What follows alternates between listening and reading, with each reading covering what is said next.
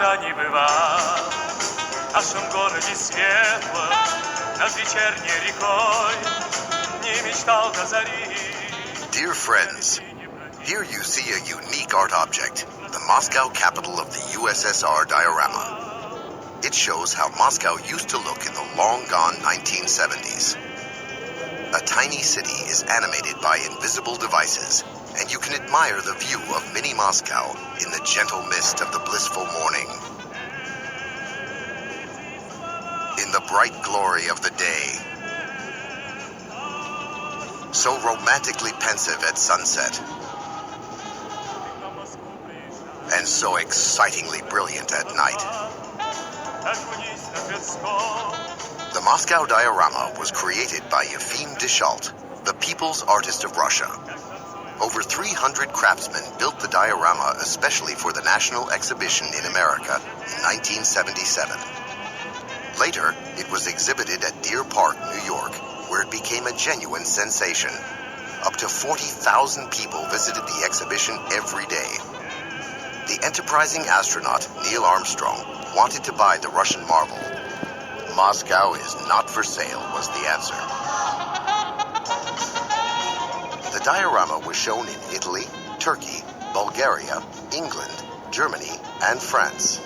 After traveling around the world and receiving the grand gold medal at the Leipzig Fair, the Moscow diorama returned home in the 80s.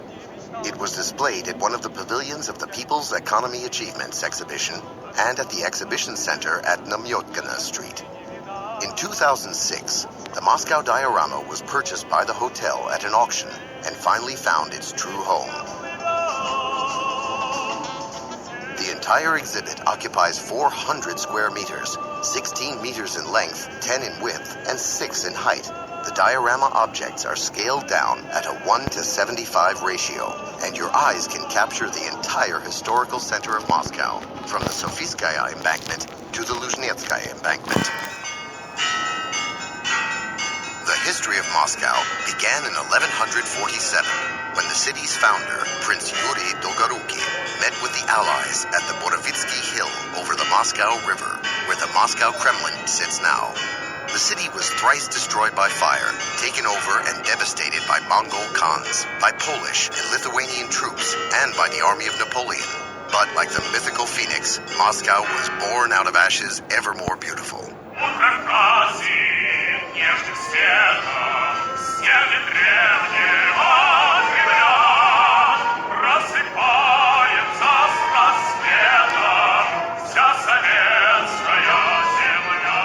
The Kremlin is the cradle of Moscow. Long ago, the city fit within its walls. Initially, the Kremlin was built of wood, but in 1367, Dmitry Donskoy ordered to substitute white stone walls for wood. The Kremlin acquired its modern look during the second half of the 15th century. The walls and towers were reinforced and covered with red bricks. In the center of the Kremlin lies the oldest Moscow square, the Cathedral Square. It first appeared in the early 14th century under Prince Ivan Kalita. It was named after the cathedrals located on the square, Arkhangelsky, St. Michael, the Archangel's Cathedral, where grand princes and tsars were laid to rest, Blagoveshensky, the Annunciation Cathedral, the home church of Moscow rulers, and Uspensky, the Assumption Cathedral, where Russian tsars were crowned. Also here, the bell tower of Ivan the Great, with a belfry annex, is located. It was built in 1558, and an additional arcade was added on top of it in the year 1600.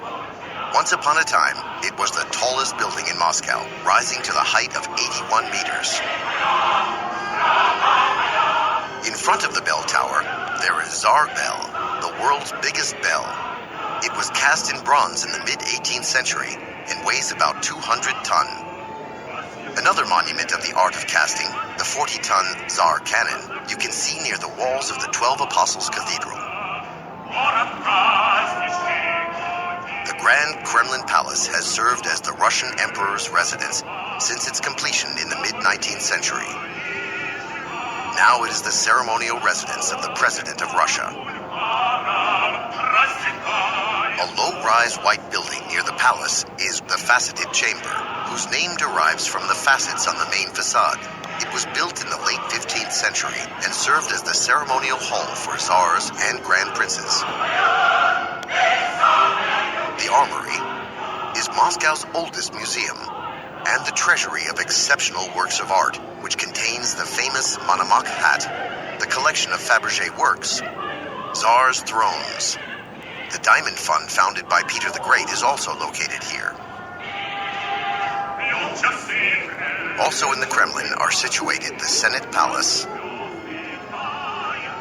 Keremnoy Palace, Potyeshny Palace, the Arsenal, the State Kremlin Palace, the Administrative Building, the Church of the Nativity of the Virgin, Nasenyak.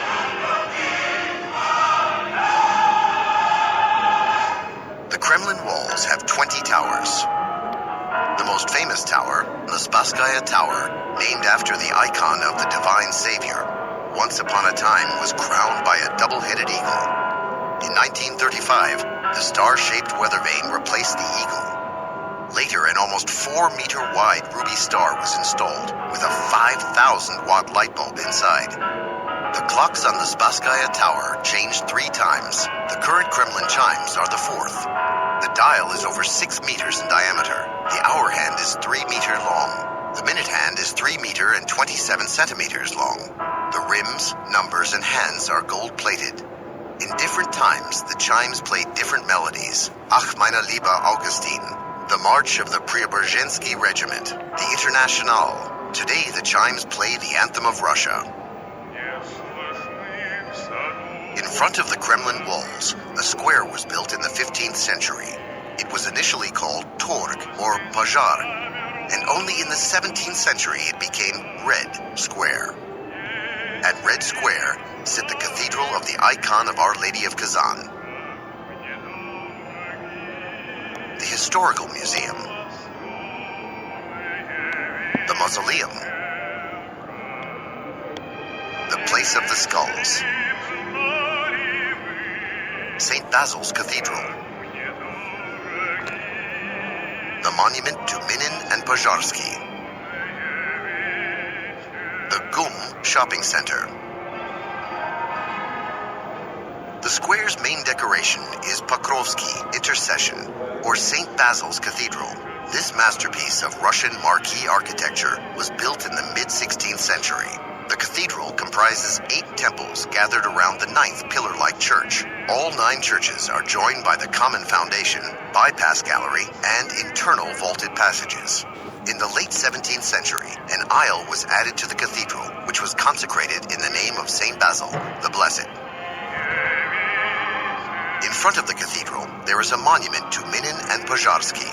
This first Moscow's monument was built in 1818 and dedicated to the leaders of the Popular Liberation Movement. The monument was created by sculptor Ivan Martos. On the opposite side, the Historical Museum is located, which was founded in the late 19th century. Currently, the museum is the largest depository of artifacts of Russian history and culture. To the Kremlin's right, you see the model of a typical Soviet constructivism building. It is the Rossiya Hotel, in whose central concert and cinema hall the world's greatest stars performed. The building no longer exists. At the Diorama's skyline, the silhouettes of the palace-like high-rise buildings stand out. These are the legendary Stalin skyscrapers, also called the Seven Sisters. The grandiose buildings were erected as a symbol of the Soviet people's victory in the Second World War, and they served as a visual benchmark of the beginning of a new life and of the solidity, greatness, and power of the young communist state. Over half-century ago, on Moscow's 800th anniversary, 8 stones were officially laid into the foundation of the future skyscrapers. In 1957, the 7th and the last building of the Ukraine Hotel was built, which was recognized as Europe's largest hotel. Although the 8th building in Zaryadye was never built, it did not affect the magnitude of the project. The majestic silhouettes of the skyscrapers substantially define Moscow's look and serve as unique examples of the Stalin's empire style. It has been 30 years since the diorama was built.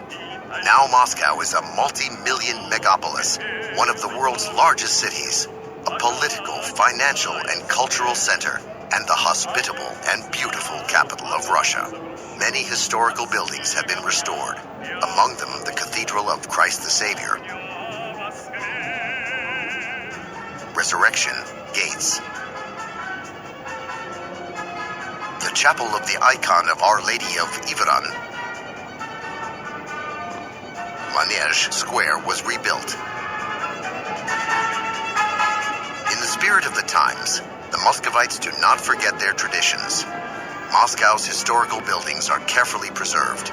Among them is the legendary Stalin's skyscraper, the Ukraine Hotel, now the Radisson Royal Hotel. The half-century-old building recently was fully restored and outfitted with new equipment.